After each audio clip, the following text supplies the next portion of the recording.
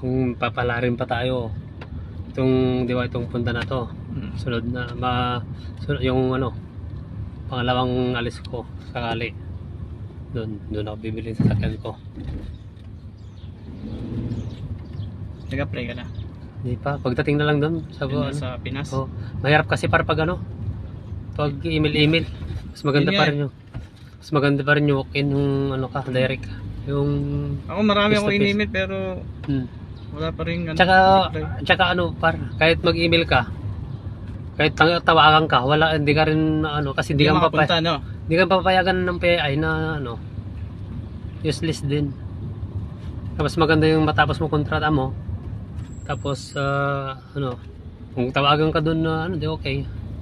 Pero ano, halimbawa bago ka pauwi, 3 months, 2 months, walang pauwi, mag-email ka na. Yun. Sakaling kung tawagan ka, Kaso ang problema kasi dito, para pag ano na, pag tinawagan ka, okay lang. Papayagan ka naman na siguro yun kasi ilang buwan na lang yung ano. Tsaka ano, 6 months to 4 months naman ang proseso nila yan kasi sa email.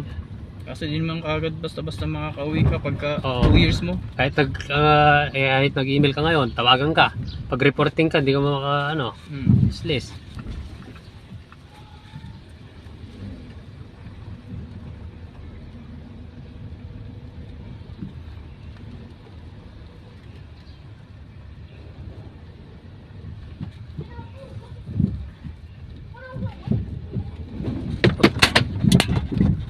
Kawawa na tong cellphone mo. Basag na.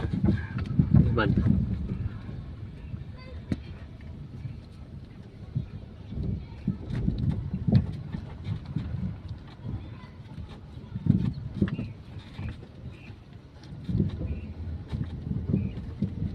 Pero sa akin talaga pag uwi, tsaka lang ako mag-apply doon sa mga walk-in. Mas maganda. Kasi kung sa email kasi pag in-interview ko na ano, English, mga ano yan, wala na. Okay lang sana kung sanay tayo. Laman. Ano muna tayo? Uy. Ito basag na talaga.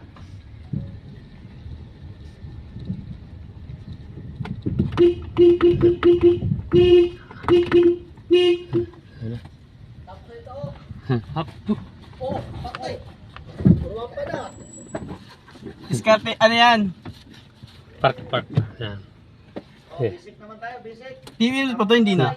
Up na lang. Oh, yan.